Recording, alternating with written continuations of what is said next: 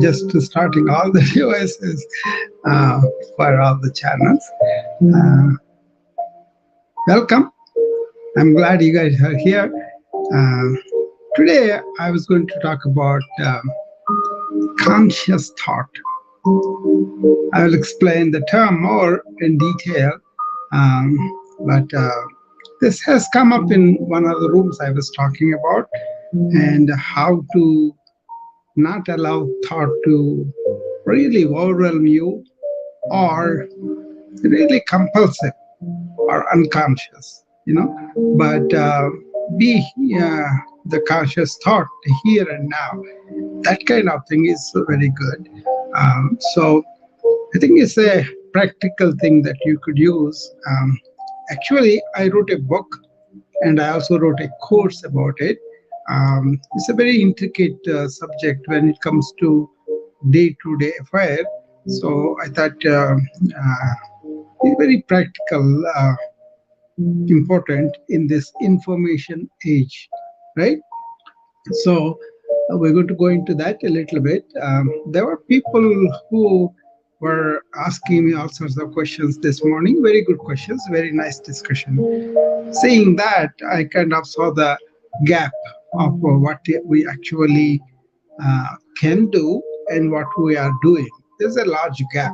People are still bothered by too many thoughts, and then compulsive thought not leaving them, and really suffering because of that with the stress and burnout. So large part of my work is on this. When people come, they usually complain that they are thinking too much, the chatterbox is going too much in their mind, or they are not able to sleep, or they're saying things that is hurting their co-workers or spouses, and that kind of thing, right? So they were always talking about this. So I felt I should have uh, a better explanation of what's going on with people, and that way I wish, yeah, there's all things are working. It's not like other things. Hi, Sanya.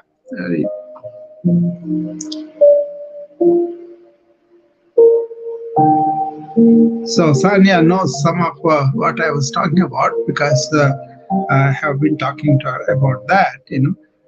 So we will see how that goes. So some of the people are here, regulars. So Nazli, welcome. Alka, welcome. And Dr. K, welcome. And I think Hi, Sanjay. Dr. Rao. How are you? I am good. How are you? I'm wonderful. Peace and love to all of in the building. Yeah, yeah. You are peace and love, Dr. K. So, so that's good that you're coming up. Uh, so, in a way, what Dr. K always talking about, that peace and love in the moment, is what something we really want in our life, right? Lots of times we run after that, but it's actually within our own inner recess. It's always there. That's what we always try to point out. Me and Dr. K here too. Uh, so I was really making people understand what is the relation between the heart and the mind, and a culture, a civilization that we developed, where the mind is dominating us and we kind of hardly get into the heartfulness that is really important for us. It's a nurturing, it's kind of stress relieving. At the same time, you are relating better, and you are joyful and peaceful when you are heartful, right? But the thing is, we have so many things we need to do that are kind of very, very difficult for us to be heartful, and then we think we are not here to really express only heartful feeling, but do the business. That kind of misunderstanding. Hi, Divya. How are you? Hi, Doctor. Hello. I'm good. How are you? I'm good. I'm good. Yeah. Welcome. Yeah, I know you. Someone, Mary Kay, told me about you. that you are a doctor from India. Yeah. Okay. Actually, I'm a dentist from India. I came to USA. Okay. That's good. That's good. Okay. So we are in this room today. We have open on the Clubhouse and YouTube, LinkedIn, and all that. So, you have any specific thing that you want to say or ask me, Divya? Like, I'm not so many doctors, like the medical, like, how is the medical profession here in USA? Oh, okay. So Yeah. you're from United States. Yeah, I'm in the United States. Why don't you reach me back channel, Divya? We will talk about it in detail. Okay. In this room, we are talking about conscious thought today. Okay. Okay. Yeah. Yes, Dr. Back channel, send me a message, then I'll reach you. Okay. You can reach me on the WhatsApp. Yes, Doctor. Back channel, because I don't know this app. I'm new here. Yeah. WhatsApp. Use the WhatsApp and send me the message. Okay. Then I will call you. So your number, Doctor. 563 357 Okay. 8786. 563 357 8786. Okay. Okay, Doctor. Okay. Very good.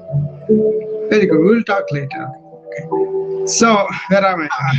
I was talking about why this information overload, why this stress and burnout. I was just watching a report on the public channel between 5 and 6, right? It was telling me about burnout will be so severe down the line. It will be very, very 40% of doctors will be gone by 2030 or something like that.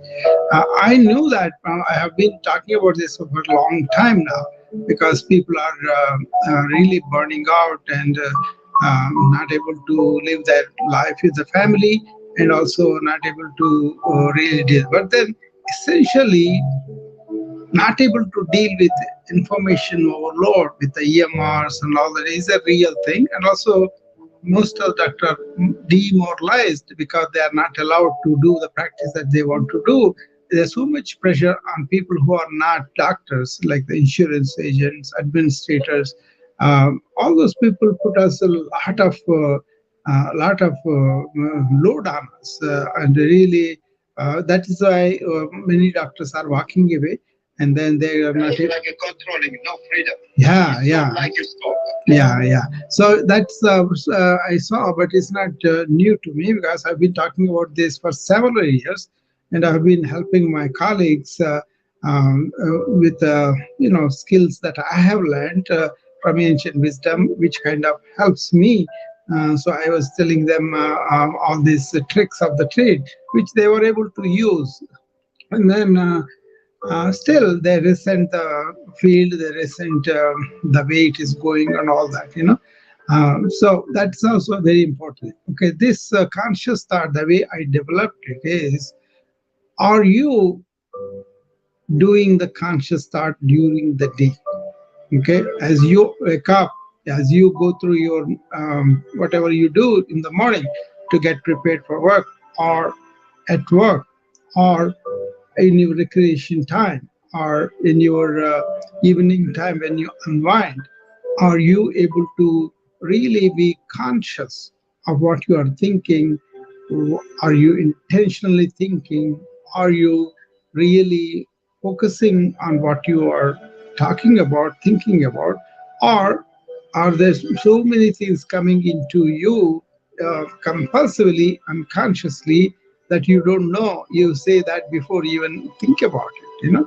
So when you self-analyze like that, most of the people say, yeah, sometimes I'm able to focus because I'm afraid of some punishment. Because I don't do it, I'll lose some contract, or I may get reprimand from my boss, or I don't feel good if I don't go, something like that. But very few people think that we can consciously think. It's not a miracle. It's a question of understanding how we build up this big thought flow that coming into us, and we think we don't have any control, which is not really true. Everybody uses the term mindfulness, but then that's only for some things, not for all the time. So what I want to present to you is it's very easy once you understand the structure of the thought according to the ancients and also according to the neuroscientists now. Okay, we, because of the knowledge, we are using positive thinking in neuroplasticity, and that really helping a lot of people. So if you only think of what is positive, if you only exacerbate what is positive in your life on a daily basis, on an hourly basis, on a minute basis, initially it is kind of difficult because you are conditioned to have this compulsive thinking coming from you, from your background and all that. Okay? Somebody says something, immediately the reactions come and they're electric. Okay? Suppose you want to think about something, like I come from India, even though I'm here for so many years, the moment one thought comes, I can go to India and come back in 2 seconds. All the history of India can come back to.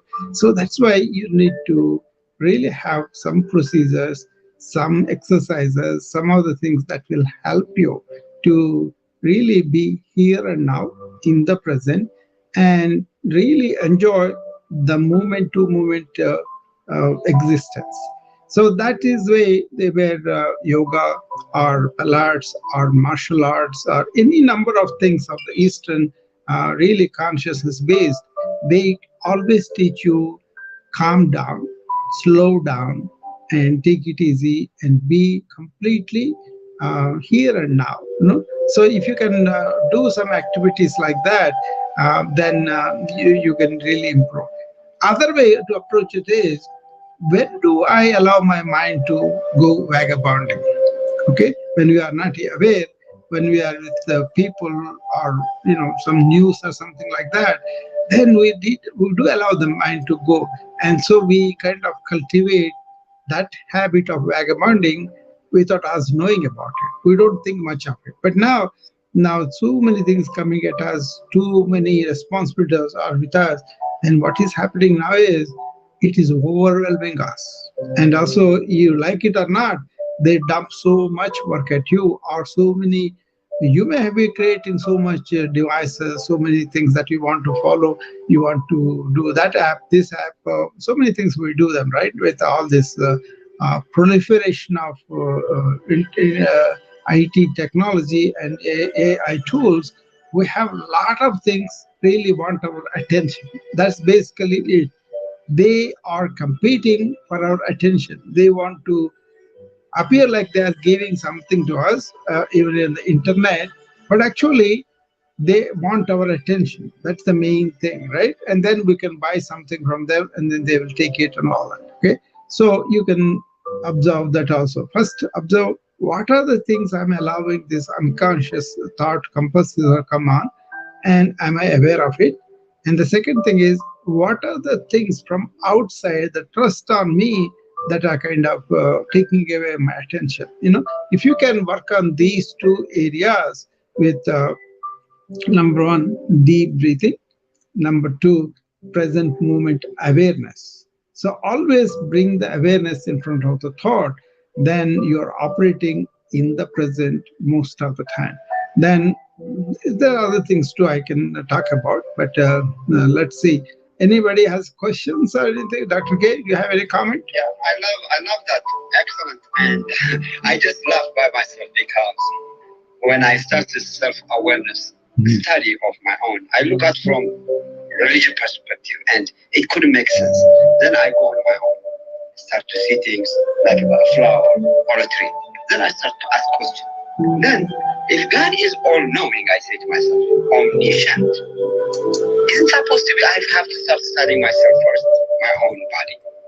That was the beginning. And then, the present of then we say, I am, is the eternal being within everyone. But the algorithm, human, was conditioned for centuries as if they are the body, not the eternals that never die. if we start thinking that I am not dying, which is an eternal being, all on this earth is illusion, because you are acting from the higher perspective of eternal being. I think that is the foundation for your wisdom, Yeah. I feel. Yeah, that's true, because there is this one thing that all religions speak of is your ego is not you, it is the power behind, or it is the energy behind that thoughts happen to you in your awareness. So you are essentially your awareness, and that awareness at that level, we're all the same, we're all at the same level. So once we are there, then thought can be object, thought can be observed, thought can be a tool, internal tool maybe, but the tool is not going to go out of control because you are stationed in that awareness. And that is like the light of light. That is the one which gives us all the life, all the power and everything. So mind being peaceful and clear and harmonized is much more effective tool than reacting, producing stress hormones and taking you into the fear or into the anxiety or depression. All those things happen when you think you are the thoughts that are happening to you. But actually, thoughts are happening to you. So once you understand that one particular fundamental thing, then you don't identify with whatever thoughts come. On the other hand, you can slow them down and you can change them too. There's a cognitive reframing you call here, but in yoga they call them as pratipaksha bhavana. If the negative happens, they will look at the negativity and see, is my feeling or is it really negative, or is there something lesson there that I can learn, so that negative will become more like a source of learning rather than source of defeat or losing or any of things like that. So I never consider anything I failed, because I consider it's a learning experience. So in that way, I don't frame it as failure. Oh yeah, I have occasion to learn, so I will be improved next time. That kind of thing really makes us be positive, and the positive feeds on positive. That's what the neuroplasticity about. So if you allow yourself to be loving kind to other people, you have more of loving kindness increasing. That is the love you are talking about, Dr. K, all the time. Just be loving, be giving, be always really not finding fault with other people. Then you are employing your heart, not your judging or analyzing brain.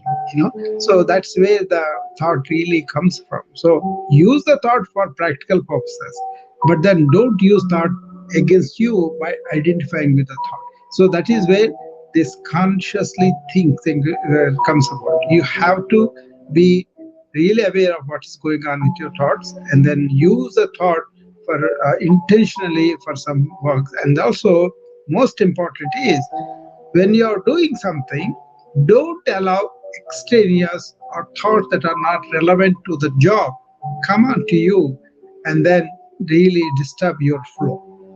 So to be in the flow is to be completely aware and be here and now, and also watch the thoughts that are coming that are not really important. Like for example, you are doing something like a patient care.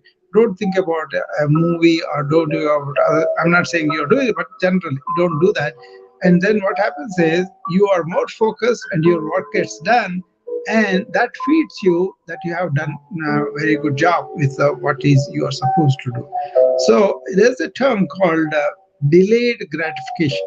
I think everybody knows about it. So you go to the work in the morning, take up the most difficult jobs if you are a morning person, and then get them all accomplished. Don't allow yourself to take a coffee break early in the morning, or to go and sit in the cafeteria and have a discussion and then come to the work later on. None of that. Just focus on what are important, what is the most demanding things for you, and just to focus and get them done. And then, as a reward for that completed, well done work, take a break. You see, that's kind of really helps a lot. Okay, so wake up in the morning, be aware, and all the thoughts happening in the awareness, treat them like objectives. When you go there, focus on the work you are doing, and that work when you are doing, don't let other things come. So the difficulty with the modern age is, like, I have number of devices, right? I have the phones, I have the iPads, I have all this, but also I'm also EMR expert, kind of, right? So everybody will come to me if they have problems, and then I will have to solve them, and I'll be solving them. But by solving them, I kind of reinforce my learning, and also I kind of reinforce whatever the new things that are there. I kind of learn them too. So that helps me a lot to be more at ease with the EMR. Whereas other doctors of mine, friends, even though I tell them so many times, they make it an enemy. They kind of listen to even now, oh, I have to do all this paperwork. But that is true too. The administration throwing so much of work at us. That's why you have to smart and then learn these new systems and then use them to release us from the drudgery. So that I do very well. I usually get all my patients done, EMR done by 9:30 or so, if I go by 7 o'clock, right? But most of the people are going on doing their 3:30, 4 o'clock, and then they have more work, then they get burnt out. You see, that kind of thing is also not good. So much coming. So you want to detoxify from this technology. I put all these points in my course and in my book. I think you will be able to see that. And then there is a newsletter also I wrote. I think this is a LinkedIn. You can take a look at that, and that is also going to show more details of what I'm talking about. Any questions, Alka or Nazli? You can come up and ask me if you have any questions. Any specific problems or any specific tools? I was thinking, like, all the way we practice medicine, after some time, even in a couple of years, it's gonna be like, I have a feeling it's gonna be like absolute, because it's already absolute. Yeah, it's gonna be it's out of natural law. Yeah, it's already obsolete. In the sense. I was working with somebody on the Ask Dr. Gupta, that's the website they were telling me about, and I'm trying to bring Nazli up. I don't know why she's, there she is. Hi Nazli, you have a question? Hello, Dr. Ram. Hi. This one is a bit not related to the topic, but on the same lines. It is okay. That's fine, ask me. My question is not scientific, and it's because you have extensive background from the institute. I'm asking you, do you think there could be any real value, not in for psychoanalysis, not for that, not like Freud analysis, but do you think there could be any real value to dreams when we sleep? Yeah. My dreams are vivid and it's like real life. I waste my time on dreaming and just want to know if there could be any reality to that in the ancient wisdom. Is there anyone talking about it? Yeah. Yeah, this is related to your conscious thought too, because one general recommendation is pay attention to everything fully during the day to reduce the amount of dreams, because it's like take it like this. Suppose you are not paying attention, you are thinking about different things, and then you just got through the work, but there's so many bombarding your mind, and then when you want to go to rest and really sleep, that's when the brain wants to make a order for you, order your mind, right? So that is in general the principle. That's why if you are very attentive to everything that you do or during the day, you will have less of it. Now, the psychoanalysis is something I kind of consider analysis is paralysis. I have seen a lot of my patients that were coming to me as an internal medicine doctor. They come for the medical problems, right? So I used to refer some of them because they were agitated or anxious, or they were not able to sleep, they were not able to focus. Any number of things they come, right? And because they have situational stress, sometimes they have problems with their spouse, number of things. But then they were sent to psychiatrists in the town, and then they went there, and then psychiatrists spent only 3 minutes with each patient and gave them some medications, and then they never sat down and talked to them or went into this where the therapist himself, he's not mixed up. He can sit down with you and go through your whole experience and then really put it into buckets of proper understanding, so that you will have clarity about why you are dreaming, what you are dreaming about, how to really change whatever you have to change. That kind of clarity has to be given to you by just listening what is going on, and then putting them into some kind of order. For that, he has to be clear in his own head, and he has to be able to, without any judgment, really lead you into experience of what's going on within yourself. That is really, really rare now. They kind of change the psychiatry also, behavioral medication, behavioral med, they call it. That means they are going to ask you to change your behavior, and then they're going to give you some pills for it. And beyond that, they don't want to go into your psychological experience and all that. So that's very difficult for people to get out that way. Better thing would be consider practices of deep breathing, meditation, maybe certain foods that you are eating. So many things you can do, Nazli, that will reduce your anxiety. And the other thing is, once you take up, say, a process like a mindfulness or meditation, you got to figure out what is the time that you are most agitated in the day, for example. So morning, evening, calming down, I told you so many times.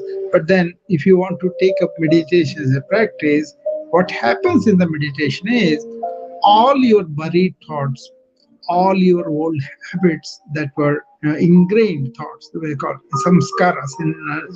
What happens is you are thinking about something. For example, somebody was nasty to you, and then you go on thinking about it because it is coming into your mind, and then you talk to your friends, you tell them, and then you kind of reinforce the negativity of that particular experience over and over again. Then what happens is you will actually form a groove in your cortex. So this thought has taken birth and also established itself. So to reverse that, you got to be positive about when you are experiencing the negative thought. That requires really rigorous attention in the first few weeks. But after that, you will be able to do that. So you should be able to stand back and look at them as objects. So not identifying them and thinking that this is me I'm having. No, you are having the thoughts, but the thoughts are not you. Thoughts are happening to you. The moment your dreams are like that too. Once you understand and you go deeper into your good sleep itself, and it starts to repair a lot of mind and a lot of body also too. So pay attention during the day. Develop deep breathing throughout the day as much as possible, not continuously, but in the morning, in the evening, and really take up the meditation in a serious and big way. And during that time, as you go into more and more, as you develop the weeks of practice, all these buried thoughts and everything will start to come up. You just allow them to come up and then go. Hi, Christina. Hi, Anderson. Anybody wants to come up, please come up, and I will entertain. Is that a good enough answer for you, Nazli? Absolutely. Yeah. Absolutely. Thank you so much. And I want to know if you prefer a meditation Yeah. that is a heightened focus on the breath and focus, like it takes a lot of energy, or you prefer expanding mind and just being relaxed and not having the focus and just relaxing in the mind. Yeah. You got to try it in a way where you are from. For example, if you're having a lot of scattered thoughts, then I would start you by making you concentrate. Okay, those 10, 15 minutes, whatever, right? And then the deep breathing kind of cuts down the rapidity of thought. It will go down. It will take several weeks, sometimes several months, according to the conditioning the person has. But then once the thoughts slow down and you are able to see them, are they really, really kind of negative or positive, then you can do the Pratipaksha Bhavana. That is the cognitive reframing of the negative to the positive. Be kind, be nice to yourself. Don't involve in that negativity. Don't think that is you, and then don't have to really suffer that. Okay? Don't indulge, don't suppress, right? So as you are doing that meditation for a while, all these things are coming up. Then you will go into deeper states of consciousness where you will touch that silence within you. It doesn't happen just like that. All it can happen now is, how can I focus? How can I slow it down? How can I identify the slow thought into negative, positive? And then how can I go beyond that one thought into the realm of samadhi, that is beyond the absorption, right? Actually, samadhi is absorption, but it will be beyond. There are 3 other stages there, but they are very complicated. First thing first, suppose you are not able to run, get up and walk. Suppose you are not able to really focus, those things. So start with always attending to everything, whatever you do, Nasli. And then start with breathing in the morning, in the evening, and as much as possible during the day.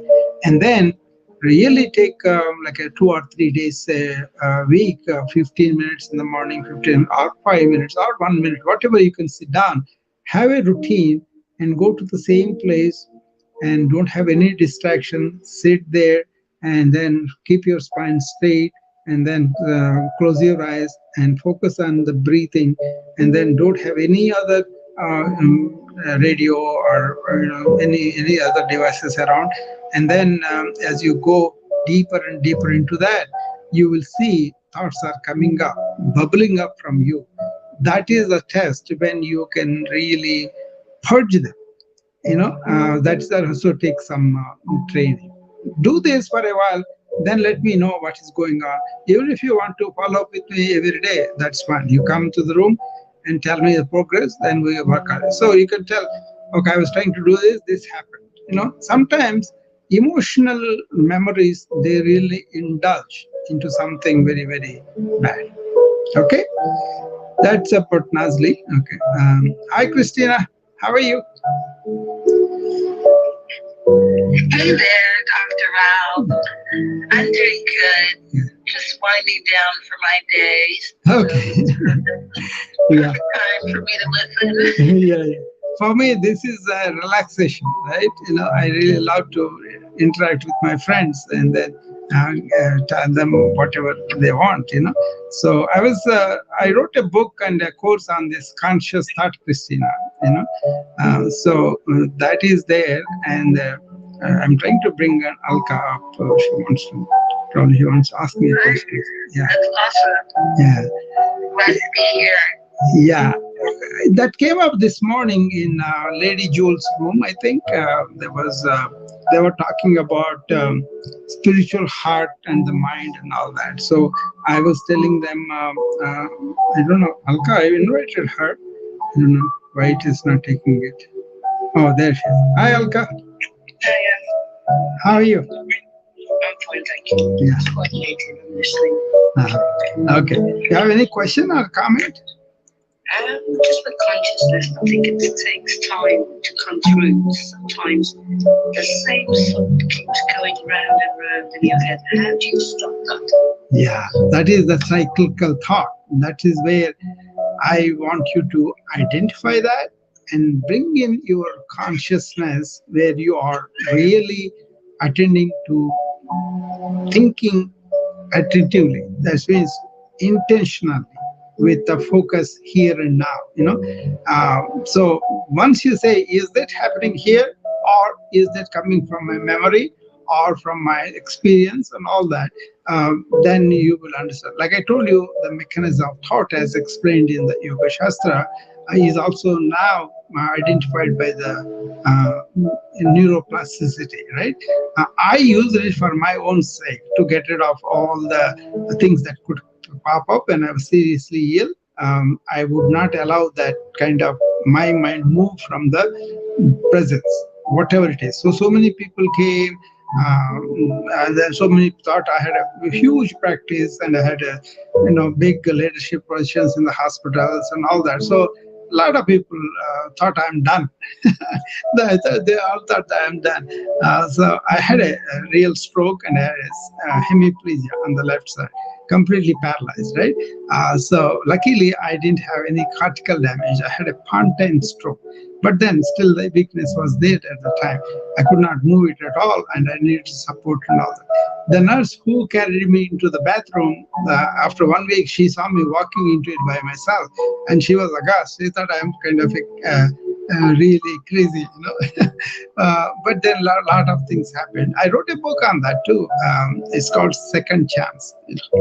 In that, the important things are doing the micro yoga with the affected part and then being conscious in the present. That's the important thing, Alka, you're talking about, being conscious of is this happening now in the present, or am I bringing it from my memory, from my experience, conditioning, or all? It takes a lot of time, but I was already used to the meditation and all that, right? So I would not allow thoughts of, oh, I was such a big money maker, so much is running, all the family will be in trouble and all of that. That was not there. And I told all of them, don't worry, I'll recover, I'll come back. They thought I was really crazy. I don't know what I'm talking about. But then when they saw me progress, basically 3 principles. Be in the present. Don't allow the mind go regretting what happened or thinking all sorts of negativity about yourself. That's one thing. Second thing is deep breathing. Okay. And the third thing is the micro yoga. I did all these 3 very effectively, very, this one. And then one other thing happened to me was there was this young nurse. She used to come for the night duty and she used to distribute all the medications. She used to come and sit down with me for spiritual discussion for 1 hour. She was very interested in the things I was talking about. So, you see, I was a busy doctor, right? Nobody could get me down that easily because I had so many things I was doing. Only the patients used to get me to sit down with them. Rest of them are all, I kind of consider so many management techniques where people will not take my time. Only my patients will have all the time that they have. So that kind of thing was there. But then for the first time now, I have a lot of time. I can sit down with them. And this lady comes in the evening. She would let me go into my own self, digging out all these spiritual insights that I have accumulated over the years. That kind of anchored my mind in that heartfulness, in that insights of the universe and accepting everybody. All those things were really established while I was recovering. I don't know if it makes sense or not. Does it make sense to you, Christina? Yeah, absolutely. Yeah. Thanks, Esther. I'd love to know more about micro yoga. Yeah, sure. Yeah, I will be happy to show it to you too, because I will send you a Zoom link for my wellness club. There I will be showing to people also, then that will be more illustrative to you. Basically, you got to have an understanding about yoga, anatomy and physiology. But for me, I'm also a Western doctor, right? So it is easy for me to compare. Actually, they are complementary. Want to come to know about it, they are like a brain, for example. Yoga doesn't focus on the anatomy as much as the functionality of each area in a different way. Whereas neuroscience, neuroanatomy, they focus on the anatomy and also the secretion of so many hormones and all that, Actually, they both complementary. Once you understand that, it's much easier to control the process of the mind, not by deliberate, but just by understanding and allowing things to happen. But right now, people are not aware of they can have control, not really like a violent control, but they can have thoughts in the present as you choose it. And if you don't want it, some people call it compartmentalization. I won't characterize like that because I view the whole brain together. I don't want to store in a compartment. It's not like that. I may have 10 patients in the morning. I go in the morning, I see the first patient, I focus completely on them. Already the assistants have prepared the chart, prepared the labs, prepared the patient, whatever, right? I do a stress test on him, whatever they do it. All I go do is do the thing and then talk to the patient and let him tell me what is going on. And then I will determine whatever I can do. And then I will not take that patient's thing to the next patient. That's all. I'm going completely attentive to the next patient. That kind of continuity of bringing back in the present, not being led by too much of thoughts of the past or the future, that helps a lot. And also at the end, I really take time to clean them. Alka, this is what you want to do. Probably you may be doing, in the night before you go to bed, do what I call review of your daytime reactions. Whatever reactions that you had, positive, negative, just go in the reverse order. Like you go to bed at 10 o'clock. What did I do 9:30? What did I do 9, 8:30? Like that. Go all the way to the morning. And there may be significant events that you need to remember, follow up tomorrow. Write them down and then take them out of your mind. All the others, petty little things, trivialities, actively put them out. Just finish them. Don't let them they stay there for the next day. That is a kind of cleaning I do. It happens very quickly for me because I don't accumulate anything during the day. That's also we can do. We can be conscious of what we are doing, pay attention to whatever we are doing, and end that day right there. So a small ego forms there. Let it operate, let it do the work, and then finish it up.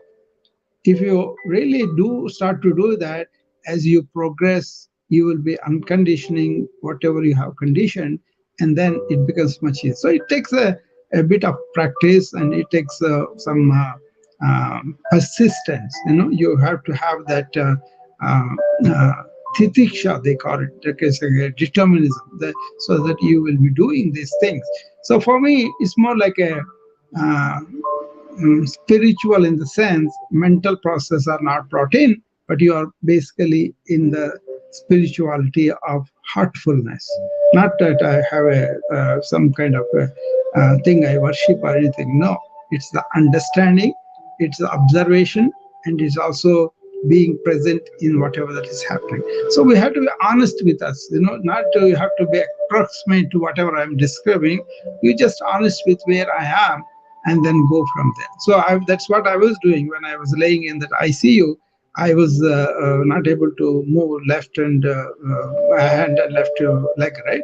So I was observing what thoughts are coming. Am I being really negative about myself, or am I just dealing with this movement? And that way you do all the time till you recover. After also you continue. So for me now, it's a movement to momentary existence, and it's an awareness too. So it's not thinking going on, you are establishing your awareness. Make sense? Yes, it does. Thank you. Yeah. So Christina, tell me, what do you do in this aspect? So I, right now, I teach mostly meditation. Yeah. But I taught yoga 10 years. Yeah. And over the past 5 years, I would say that I've been more focused on meditation. Yeah. I moved to I taught yoga for 10 years in New York City, and then I moved to Miami, and I noticed that down here there weren't a lot of people teaching meditation, so I started to focus on teaching meditation. Yeah. So I'm a teacher, but I'm always forever a student. So I'm still growing and learning on my path. Yeah. And just really, seeing how to shift in this digital space. Yeah. So, but I really enjoy just, learning and growing and talking to people like yourself, and bringing that perspective in. You teach yoga as well?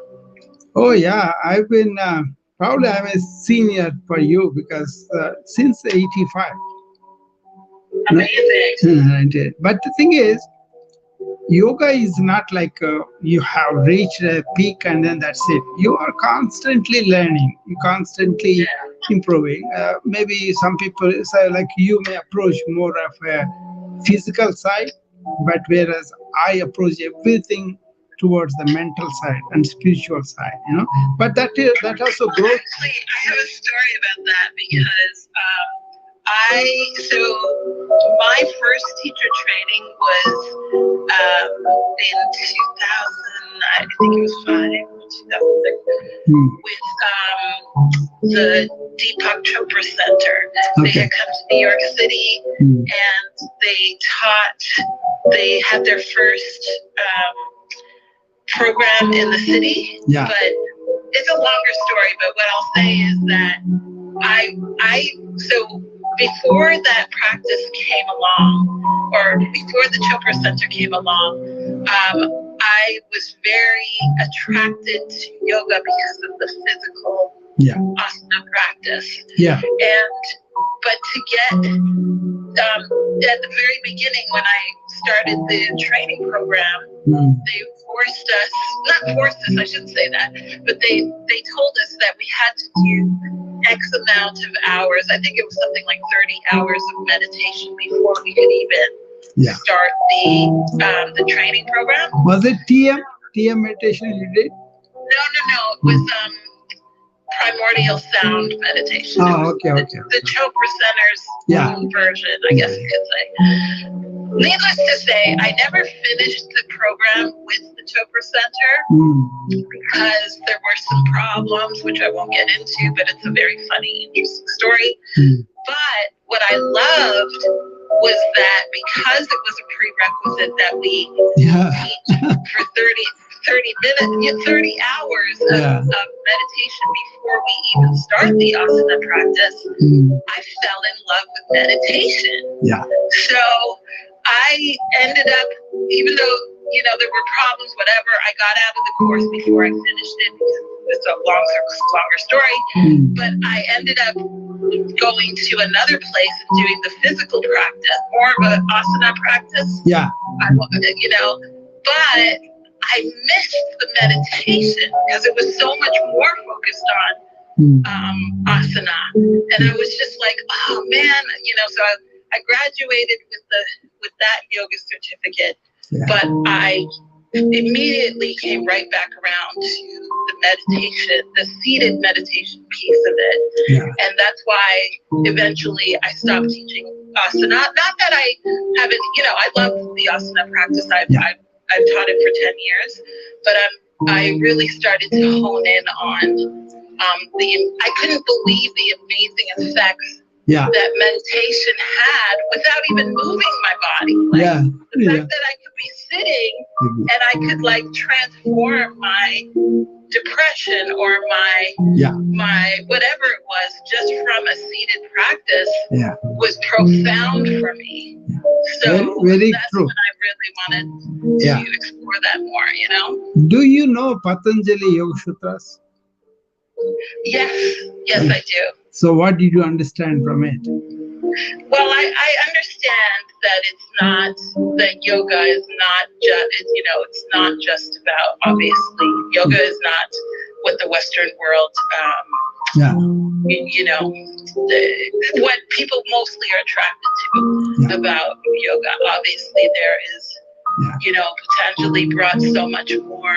Yeah, it's wisdom. a big deal because the some people, I will tell you the complexity of it, like they study 20, 30 years and still not understanding completely either, right? Yeah, But once the clarity comes, your yoga practice will be quadruple whatever you are doing, right? And right, that's right. where my micro yoga worked for me because of my background, right? Probably if I was not oriented to all this, my mind would have ran to all sorts of things and I would not be able to do that, right? So it's basically what it is. Remember this term. I kind of teach what's called meditative awareness. That means you are in awareness where there are no thoughts going, helter skelter, and that's why you don't need meditation to control thought or to do all that I was telling other people to do. But they will march towards awareness later. But that has to be right teacher and right effort on them and all that, right? There's so many factors for that. Yeah, But then meditation, by definition, is for the mind. When the mind is there, when the mind is moving, you got to really have a reins on it. That's why you bring it down, right? But your true nature is your awareness, where mind is not moving. It is still. Unless you are still, you cannot go to that awareness space, right? So there are two stages. Remember these two, then we can talk about it later. I would like to be available to you, Christina, if you have any questions, anything that you want to do, any rooms you want me to come and contribute, I'll be happy to. Okay? definitely. That would be great. I would love that. Yeah.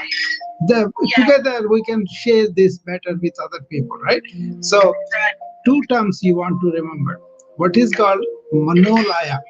Okay, that is the normal thing what you are doing. Manolaya. That means thoughts are coming up. You are trying to calm them down. You are not to put them like what's that? Vacuum. When you push it, it goes down. Come out. Everything. That's what happens to the mind, right? That is manolaya. First you slow it with breathing and make it objectify, make it slow down, go one thought beyond and all that. So that is ultimately, it's called chitta vritti nirodha. That means the all the modifications of the mind are kind of stopped or stilled. That's what it is. But then that can come back the next day after you sleep. That's the problem, right? But there is another one which is very advanced, is called manonasha, where by understanding the whole thing about the mind, the structure, everything that's going on in it, then what happens is you kind of destroy that kind of structure operating in its own way. It's not that essentially the whole brain is destroyed, but it is the structure you thought you have built is gone. So it won't be there coming up again and again. That is when you end up in your Thada Swarupe Drashta Avasthana. That means Thada Drashtu Swarupe Avasthana. That means Drashta means the witness in you, the one who is watching you, your thoughts and movement and all that. That is revealed to you when your mind is calm and quiet. See, what happens in the modern world is we go to the work and then say so much presented to us, so much comes at us, and immediately we get caught up in that cycle of thought and it continues. That's why you need to go back and sit down and calm yourself. Maybe it is getting easier as you go, but still it's like a projection of the mind that you are trying to control with another projection of mind. That is the manolaya's problem. Whereas manonasha is where you are stilled completely and then you end up in your awareness or heartfulness. That's why when you are in there, whatever that comes at you, you will not be really a slave to that. Okay, so the information overload is not there for me because it is not even allowed to accumulate. It's just used and then put it aside. So that kind of purgation happens from moment to moment, right? That is what's called choiceless awareness. Remember these terms, Krishna, then we'll elaborate on them. Okay? Yes, yes. Yeah. pretty difficult for ordinary people. So we should not talk all these things to them, but only who are advanced practitioners who are really into this. That kind of people I would really present this, because just to not to confuse them, not to put burden, but just to indicate to you what is the depth that you could go, and then how that can radically change everything. Not only thoughts are handled, but also your physical neurological responses, biochemical responses, they're all related to how you think. So you have a self-will, and if you can really do use the self-will to transform yourself, that is the real yoga. Okay, so that yoga is all mind, but then this is preparation of the body is only to make sure that we can sit down for long periods to do this. Okay, so a lot of people don't have the ability in the beginning, but then if they are serious enough, they could do it. But then they have to understand the rush of this material culture, how it puts you into those kind of cycles all the time. Right, Yeah. right. Yeah. Yeah. It's such a journey. Yeah, it is. You know, It is. it's really a journey. But ultimately, what happens is you just be who you are. Yeah. Then you don't do anything. Just you are there and you are not realizing it. And then you get like some of these enthusiasts of technology, they get carried away by it and they identify with it, then they forget who they are. And then that creates its own problems and all that. I train these IT executives who are really dealing with data all the time, too much data, right? But they don't know how to detoxify that. That's Yes, I know. yeah, that's another thing I teach, and a lot of people are transformed if they do that well. And even if they do a little bit, they're kind of very happy about it. Do you know about this quantum computing coming in?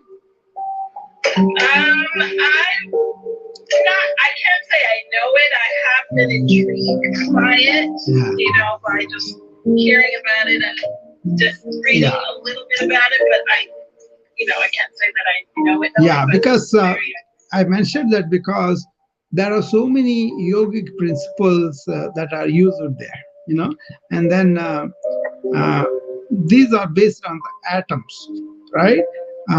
In the micro yoga, you go to the atomic level to really purgate the mitochondria, the cell energy factories. Those are really operated on, and they are using that. So, as a physician, I'm very interested because there's a lot of encouragement for cancer and also for the Alzheimer's disease. Cancer, we can take a blood test now and do 42 different parameters that will indicate whether you're going to have cancer or not, particular cancer, in 10 years' time. We can tell you now.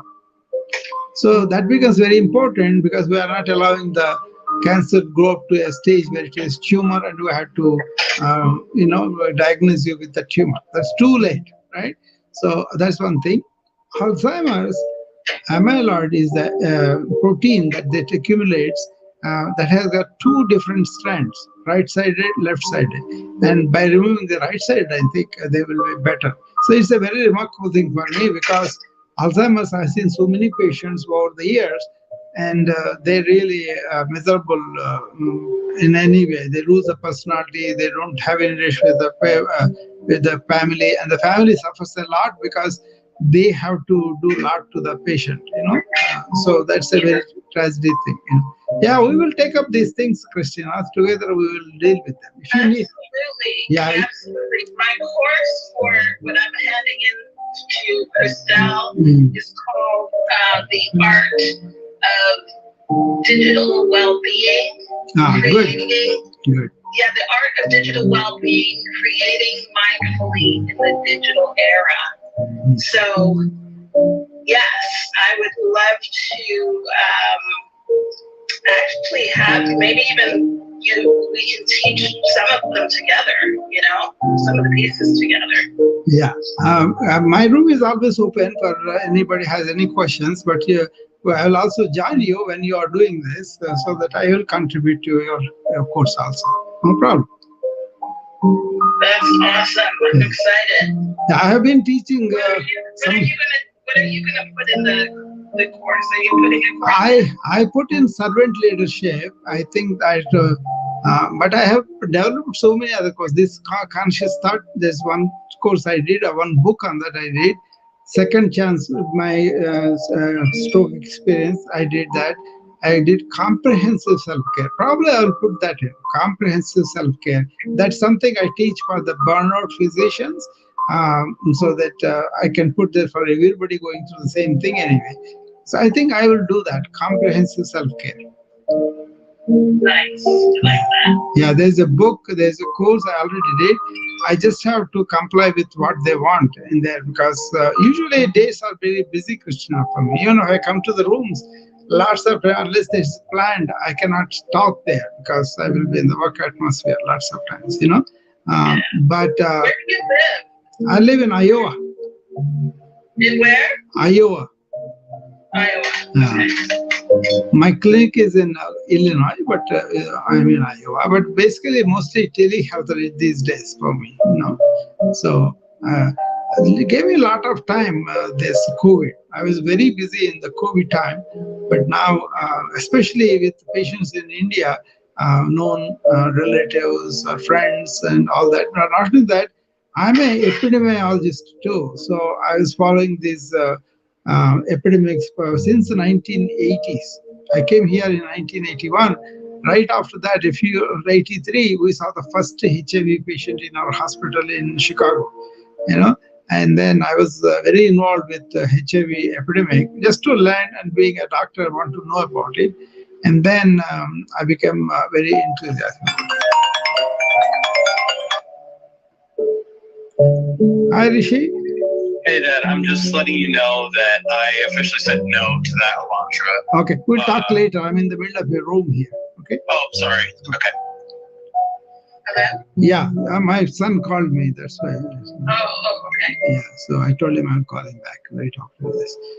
So, yeah, we will do that because I have been doing this just a spirit of sharing, So I don't fit in that selling and all those things. I don't know how to do that, and also kind of. Yeah, that's why it's good to be a part of the community. Yeah, I just am there just to encourage them and just to submit or anything. But I did learn some new things because they bring so many things. But I also have a couple of other friends who are liquid experts. They are also pouring so many apps with me. So I'm spending so much time and money on these apps. And then I have to discipline myself. I said, I don't need all this. I just want to do all this. I know. It's so true. You can easily end up spending a lot. Yeah. But I know I learned a lot now, Christina. In the last 3 months, I learned maybe 20, 30 programs. Not only just learning, I'm doing with them. Because I have produced so many books, so many courses, and also so much of articles. I have a lot of material. Since 1985, I have material. I've been speaking, I've been talking, even Clubhouse, I have a lot of talks. And then you take LinkedIn, I have talks. And Wisdom, I have 300 something talks, I think. So I have a lot of talks, but I want to be fresh. So. Yeah, right. Got you. That's amazing. Sounds great. All right, we'll usually run the room between 6 and 7. Alka, you have anything else? Any comment or question? Thank you very much. Okay. It's good to listen. Oh, very good. Yeah. I'm giving out, I'm telling my stuff, and I'm speaking to my patients and residents. I think it's good to listen. Yes. Yeah. Very good. Okay. All right, we'll see you again tomorrow. And okay, Christina, thanks for coming. And I'll see you tomorrow. Thank you so much. Okay. Okay, see you tomorrow. Bye-bye. Bye-bye.